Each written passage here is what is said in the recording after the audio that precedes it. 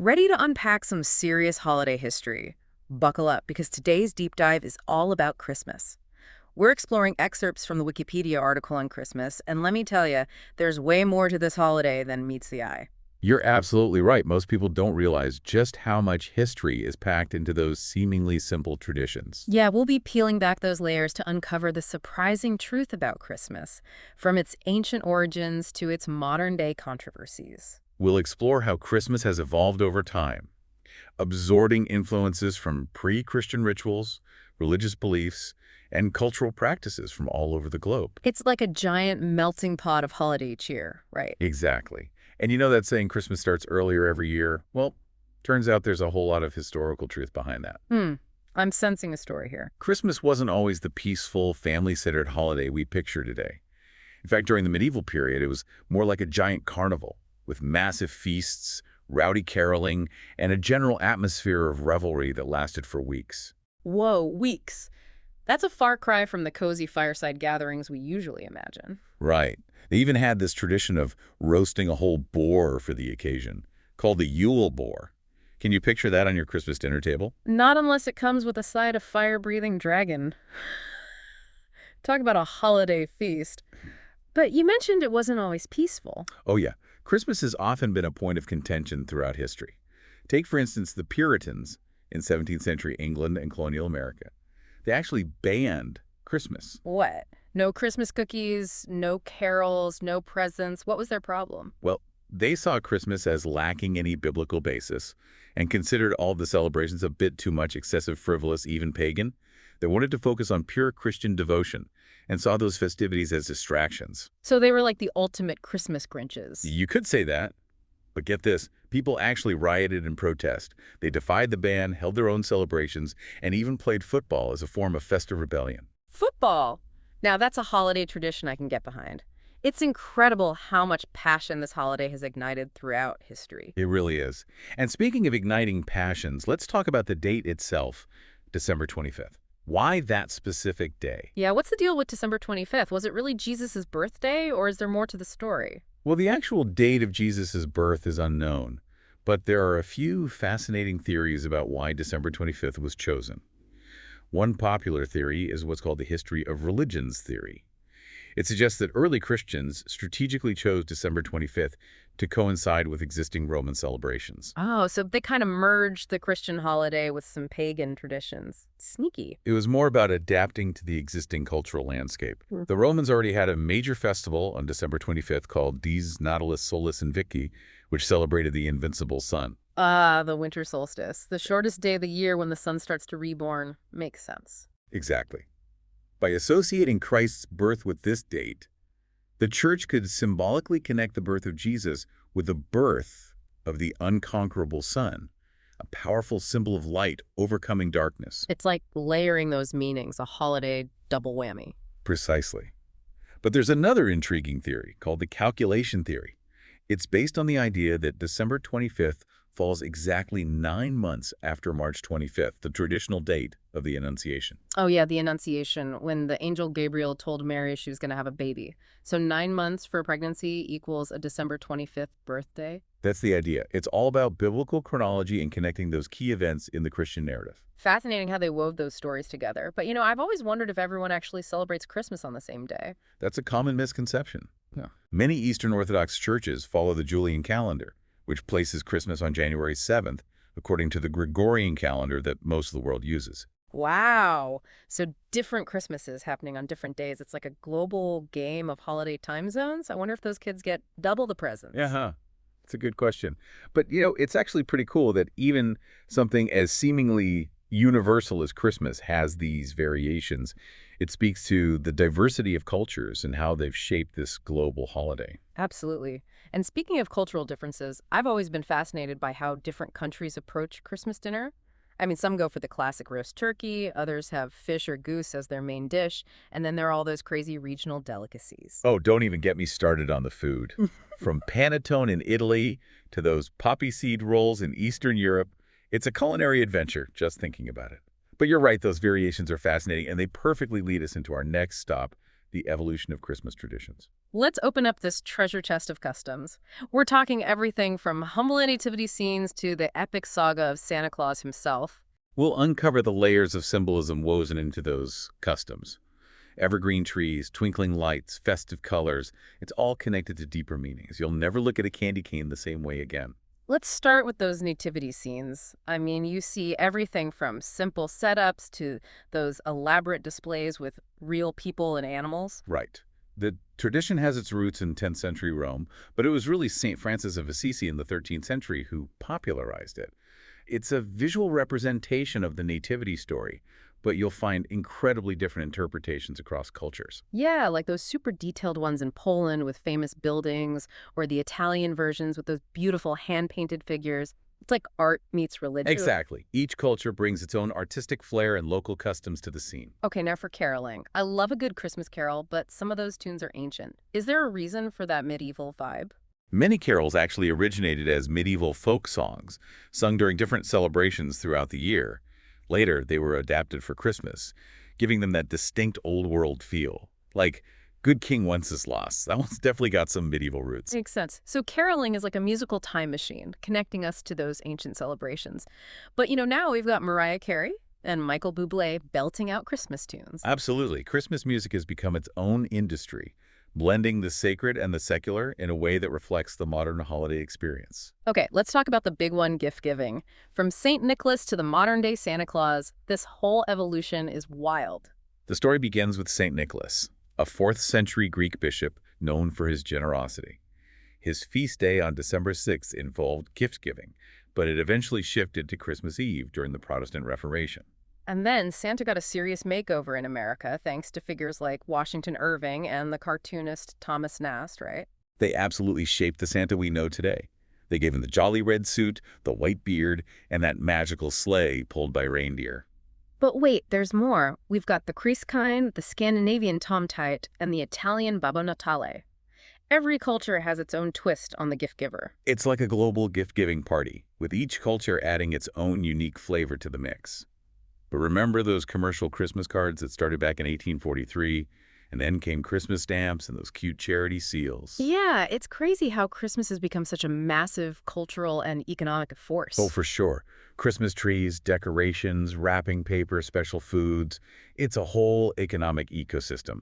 And let's not forget the impact on retail sales. Christmas is a big deal for businesses. It's mind-blowing how Christmas manages to blend religious tradition, cultural customs, and commercialism into this giant global phenomenon. But amidst all the cheer and celebration, there's also a side of Christmas that's, well, a bit controversial. You're absolutely right. Christmas has its share of debates, disagreements, and even outright bans throughout history. We talked about the Puritans, but did you know the Soviet Union also banned Christmas during the era of state atheism? Seriously, they tried to replace it with a secular New Year's celebration. Exactly. They moved all the festive elements like gift-giving and merrymaking to New Year's. But it shows you can't completely erase the human desire to celebrate during that time of year. It's like we're hardwired for holiday cheer. But shifting gears to a more modern controversy, what about the war on Christmas debate that seems to erupt every year? It's a complex issue with strong opinions on all sides. Some people feel Happy Holidays is more inclusive, recognizing the diversity of faiths and traditions celebrated this season. Others see it as downplaying the Christian origins of Christmas. It's like everyone brings their own baggage to the holiday table, even if it's just metaphorical baggage. True. And it shows how deeply personal and intertwined Christmas is with our identities and beliefs. But hey, maybe that's what makes it so fascinating. Right. It's a holiday that sparks conversation, reflection, and even a bit of friendly debate. And that's definitely something to celebrate. It's funny how digging deeper into something like Christmas can suddenly make it feel brand new. I know, right? Those twinkling lights seem to have a whole different meaning now, knowing there are centuries of stories behind them. It makes you realize the way we celebrate Christmas today is just one tiny snapshot in a long, constantly evolving story. And who knows what future generations will add to the mix? Maybe holographic Christmas trees. Or Santa delivering presents with AI-powered drones. Now there's a thought. But if history's any indication, Christmas will definitely keep changing right along with us. Okay, well, before we get too futuristic, let's go back to basics for a minute and talk about the heart of the Christian celebration, the nativity story. Ah, the nativity. The story of Jesus' birth in Bethlehem. It's a relatively short story in the Bible, but its impact on art and music and culture, massive. Yeah, it's one of those stories that just seems to be everywhere, whether you're religious or not. And even within the Bible itself, there are variations in how the nativity is presented. Matthew focuses on the Magi, following the star. Luke emphasizes the shepherds and that angel announcing good news of great joy. So even from the beginning, there's not just one fixed version, but different interpretations. Exactly. It's a story that invites personal reflection and theological discussion. And even with all the secular stuff and commercialization around Christmas, the nativity is still a central point for many people. It's a good reminder that beneath all the gift-giving and carols, there's a deeper spiritual dimension for those who seek it. Definitely.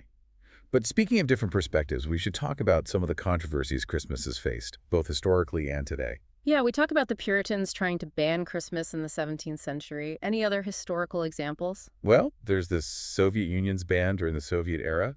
They pushed a more secular New Year celebration instead. But even then, people still found ways to celebrate, right? They just shifted the focus. It seems like we can't resist. It's that deep human need for rituals and celebration, especially during the darkest months. We just crave light and warmth and connection. I guess those winter solstice celebrations were onto something. Okay, but what about a more modern controversy, the war on Christmas debate? Every year, it's the same thing. It's complicated, with valid points on both sides. Some folks advocate for happy holidays because it's more inclusive of different faiths and traditions. Makes sense, but others feel differently, right? Absolutely. Some see happy holidays as trying to downplay the Christian roots of Christmas. They feel it's important to stick with the traditional greeting. And then there are those of us who just want everyone to relax and enjoy some eggnog without getting into a philosophical debate. Huh. So true.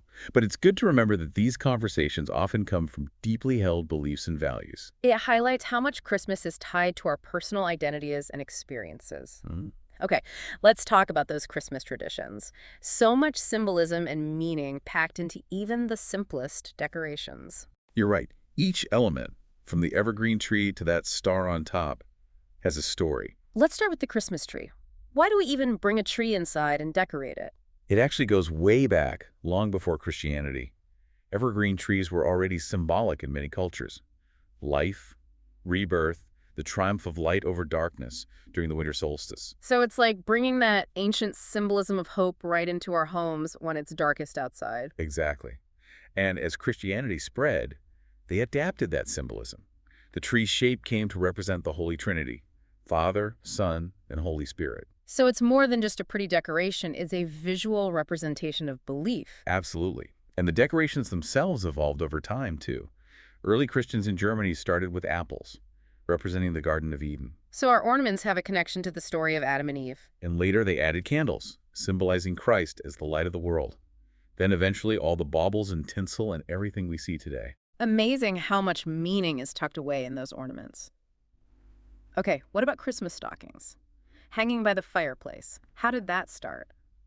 A lot of origin stories, but a popular one goes back to good old St. Nicholas. Of course. Seems like he's behind every Christmas tradition. Right. The story goes that St. Nicholas heard about a poor family who couldn't afford dowries for their daughters. He wanted to help, so he secretly tossed bags of gold down their chimney.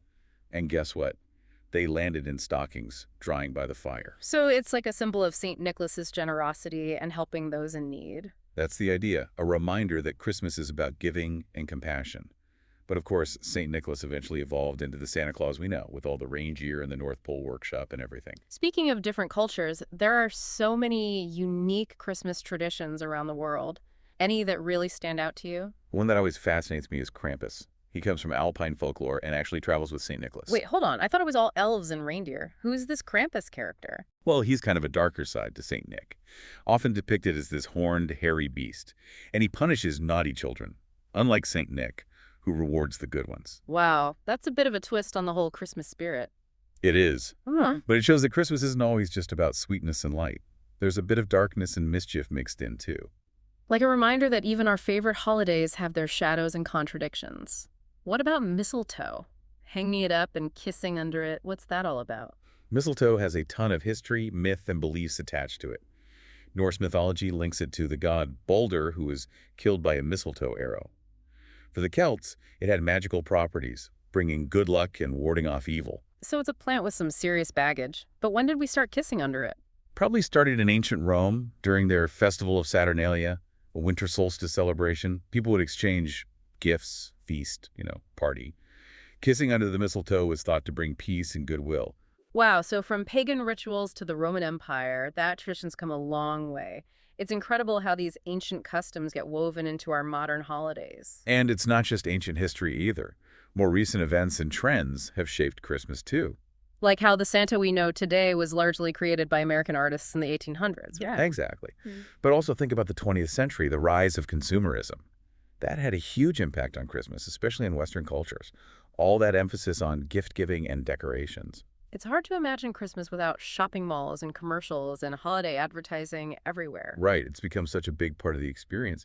But it's also led to those debates about the true meaning of Christmas. Have we lost sight of the spiritual and cultural side amidst all the buying and spending? It's a good reminder to step back and think about what's truly important. Quality time with loved ones, generosity, compassion, that kind of thing. Definitely. It's about finding that balance between the material stuff and the deeper meaning of the holiday. It's like trying to hold on to the heart of Christmas while still enjoying all the fun and festive stuff. Exactly. It's about that balance between tradition and what personally matters to you.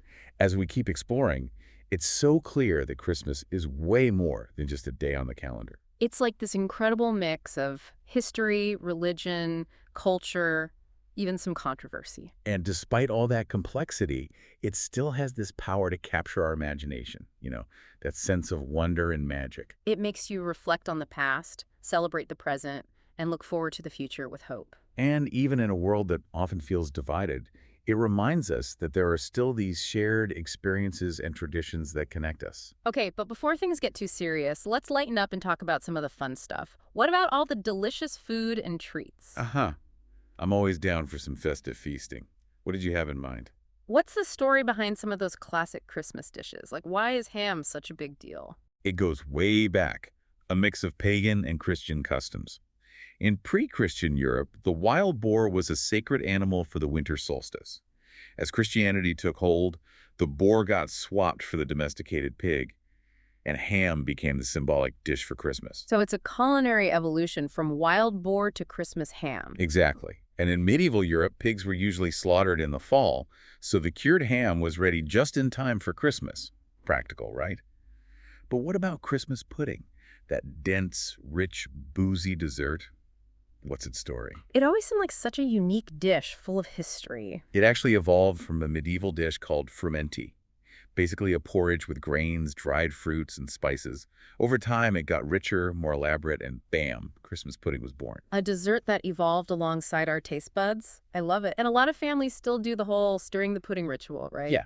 Each person takes a turn stirring, making a wish as they do it. It's a fun tradition that gets everyone involved. It's those little touches that make the holidays so special. Okay, what about gingerbread houses? They're like edible works of art. Gingerbread's been around forever. Ancient Egypt, ancient Greece. But gingerbread houses, those came about in 16th century Germany.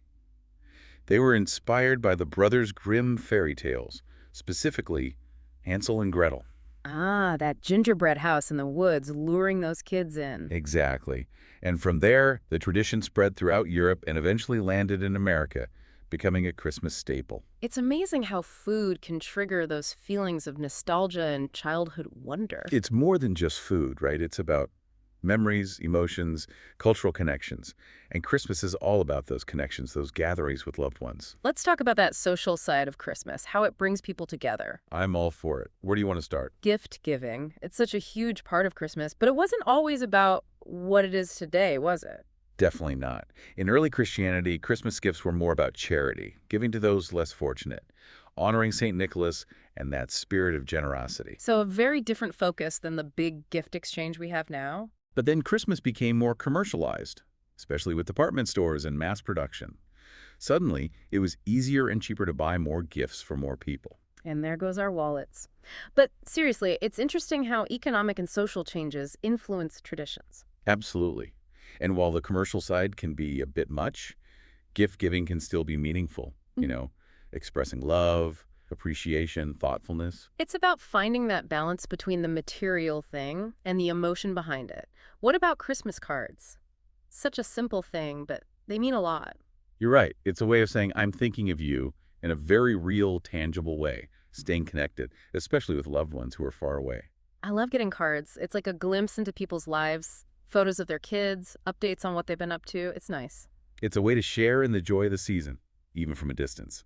And of course, no Christmas is complete without caroling, bringing people together with music and merriment. I love caroling. It's so festive. But those carols go way back, don't they? Oh yeah, back to medieval times.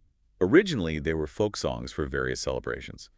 Then, as Christianity spread, a lot of them got adapted with Christian themes for the celebration of Jesus' birth. So it's another example of blending ancient tradition and Christian beliefs. And caroling is for everyone.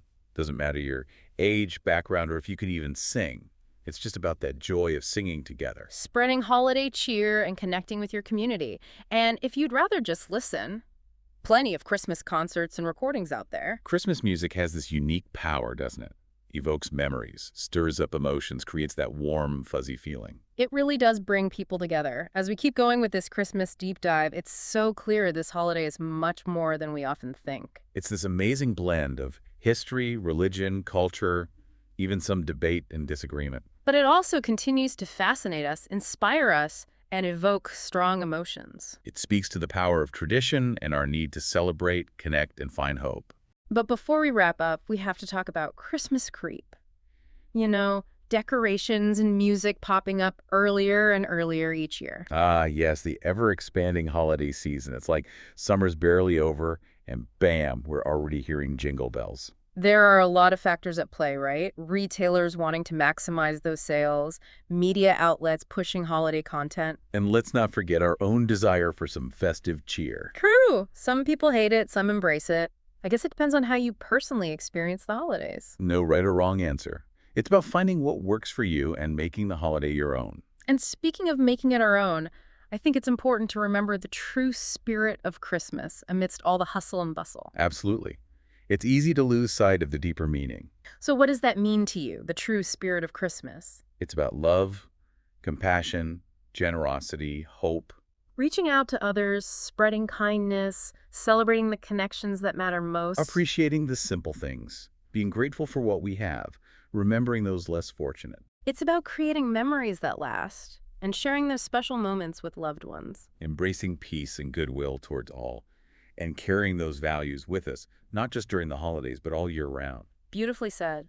As we continue to explore Christmas, it's amazing to see how rich and complex it truly is. It's this incredible blend of everything ancient and modern, sacred and secular, global and personal. And despite all the commercialization and debates, it still holds this special place in people's hearts all over the world. It's a reminder that even in a world that feels divided, there are things that unite us, traditions and experiences that connect us across cultures and generations. And that the spirit of Christmas, that spirit of love and generosity and hope, is something we can hold on to all year long. Wow, that was quite a journey. From ancient rituals to modern debates, it's amazing how much there is to Christmas. It really shows how adaptable it is, taking on traditions from all over the world across centuries. It's pretty remarkable. Yeah. I'm feeling a little overwhelmed, but in a good way. Like I've unwrapped this whole new understanding of Christmas. It's not just tinsel and lights anymore. That's the beauty of these deep dives. They shake things up, make you see things differently. Yeah, I keep thinking about those different Christmas dates we talked about. It's so interesting how something so important to the holiday can change depending on the culture or religion. Yeah, it highlights how diverse Christianity is. Different communities with their own unique ways of celebrating and expressing their faith. It makes me wonder, have you ever celebrated Christmas differently from how you usually do? Like maybe while traveling or experiencing another culture's traditions? Actually, yeah. A few years ago, I spent Christmas in Ethiopia. They celebrate on January 7th. Oh, because of the Julian calendar, right? Exactly. The Ethiopian Orthodox Church follows that calendar. It was a fascinating experience, seeing Christmas through a completely different lens. What was the biggest difference you noticed? It was much more focused on spiritual devotion and solemnity. The Christmas Eve service, they call it Gana, is a really big deal.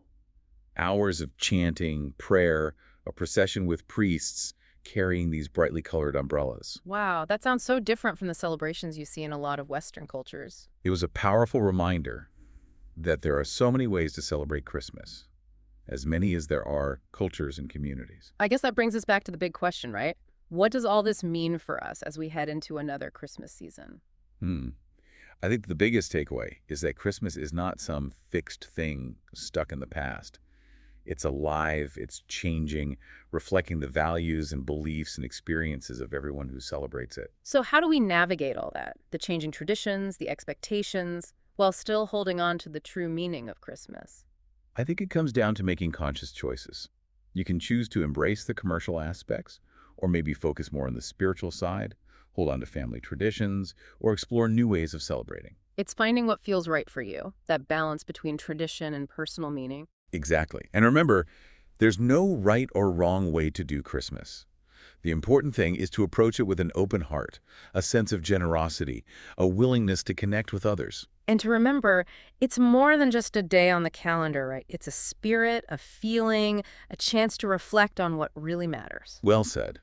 Whether it's gathering with family, attending a service, even just taking a quiet moment to reflect, I hope this Christmas is filled with joy and meaning for everyone. And maybe even a little bit of curiosity to learn more about the traditions and stories behind this amazing holiday. Happy holidays to everyone. That wraps up our deep dive into the world of Christmas. We'll be back next time with another fascinating topic, so stay tuned and keep those brains curious.